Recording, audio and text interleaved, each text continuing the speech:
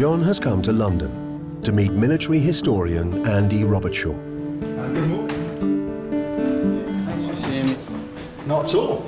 Because I've been doing some research into my one of my relatives, Charles Bishop, and what I found is that he was a lay vicar in the census in 1861. Right. But prior to that, he was in the army. Yep. And I can't work out what happened in between.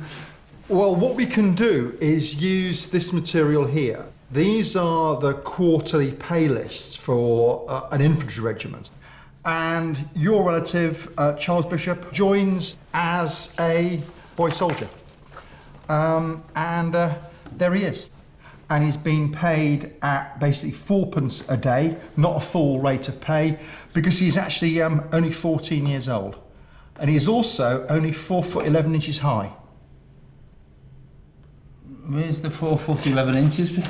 Well, that's his height. 4'11.5" tall. He's a foot smaller. Isn't he? When we next find records of him, it was getting married in 1852 in Quebec. Is there anything that fills in the gap between 1838 and 52? Well, by 1841, the regiment's moved to Bermuda. Bermuda? So he's gone to Bermuda. And look at this one here. To pay at 1p extra from the 30th of June. Why is he getting a penny extra? In the band? Yeah. He's in the band? He's in the band. He's in the band in Bermuda? Yeah. So what he's done, he's now not just an infantryman, he's now in the band. And obviously the music's really important for regiment, ceremonials, parades, marching. He's now getting extra pay because he's in the band. Do we know what he played in the band? Would we be able to find that out? That's one we don't know. We just don't know what he's doing in the band. He was in Bermuda, it's probably the triangle. Hey, don't leave it. What? Come on. No, is it that type of show? We're having a giggle. It could well be. I don't think it was a steel band, though. But then what happens is that it gets better from there because he does so well that by 1849... Oh, don't tell me he's the lead singer. No.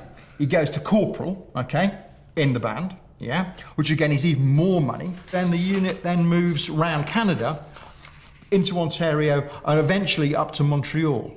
And at that point, he marries a girl who is the daughter of a soldier. He then comes back from Canada, back to the UK. The last one gives some useful information. Abbreviation sergeant.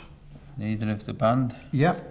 He's actually the band sergeant. He is now in charge of the band. No longer just a musician, he's the band sergeant. There he is again, 1st of July to the 30th of September. But you'll see his name's crossed out in red. Discharged? 30th of September on payment of £5. It's the equivalent of today between £8,000 and £10,000. He pays the paymaster to leave the army. Now, so he bought himself out? He bought himself out. And the critical thing about that is that he would have been entitled within 6 years to a pension. So he's gone. Wouldn't that give you more of an incentive to stay in then? There must have been something that said there's time to get out now. But it's a hell of a risk, but must be a reason for that. And as to what his wife thought, I don't know. She's heavily pregnant on that voyage all the way back. So he left the army? Just when he needed the security most? And he actually paid a bounty to do that? Correct. But we don't know why. The shock is that he joined the band, but obviously the band seemed to be the vehicle to move him forward in the ranks. But what I find crazy is that he then goes to Canada, marries Catherine, comes back to England, has a baby, and then a couple of months later pays what would have been a king's ransom to then leave the army. And that's the bit that intrigues me. I want to find out more about what would have motivated him to make such a massive decision. The last information that I know is that in 1861 he was in Chichester.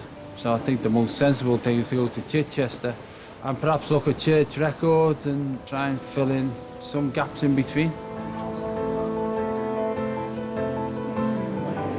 John is meeting organist Alan Thurlow to find out what would have brought an army band leader to Chichester Cathedral. What we have here are the chapter minutes, and what we managed to find is October in 1853. Would you like to read that? Charles Bishop was admitted as a Probationer, that's... Oh, probationer yeah. for the office of a lay vicar of this cathedral. But of course, lay vicar is a deceptive title. It's actually a musical job. He came to sing in the choir. So that title of a lay vicar means that you work within the church, but you're not necessarily Yes. a religious person. One would hope that the people who come and sing in the choir have some feeling for what they're doing. Yeah. But the requirement of the job is a musical one, and it's quite a dedicated team. It's a small team with just 6 men, 2 altos, 2 tenors, 2 basses, and they're making music daily on a very high standard. What I'd love to do is, if it's possible, is to see where he actually sang.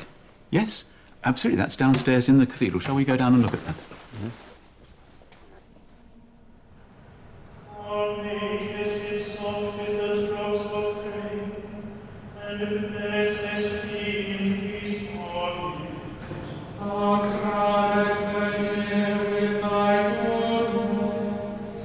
The cathedral dates back to the 11th century, and evensong is still sung daily, as it has been for hundreds of years.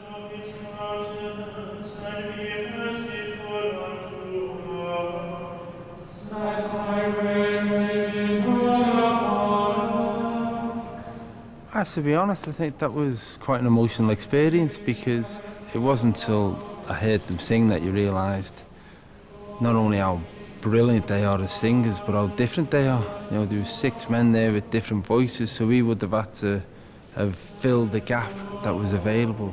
But to actually sit there and listen to the song resonate, and think that he would have been singing it, he would have been singing like that. I don't know, it's like, you can almost touch it. The lady I was sat next to said that there's a saying that the walls here have had 900 years of people singing and people laughing and people crying.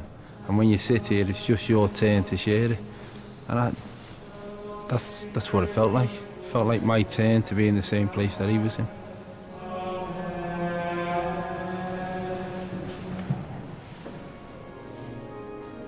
I mean, the atmosphere in this place is gorgeous, and I would imagine the difference is that you're a musician first, whereas in the army you're a soldier first who plays music, and as in the band here, you know, that's your job, to be a musician. That was obviously what he loved doing.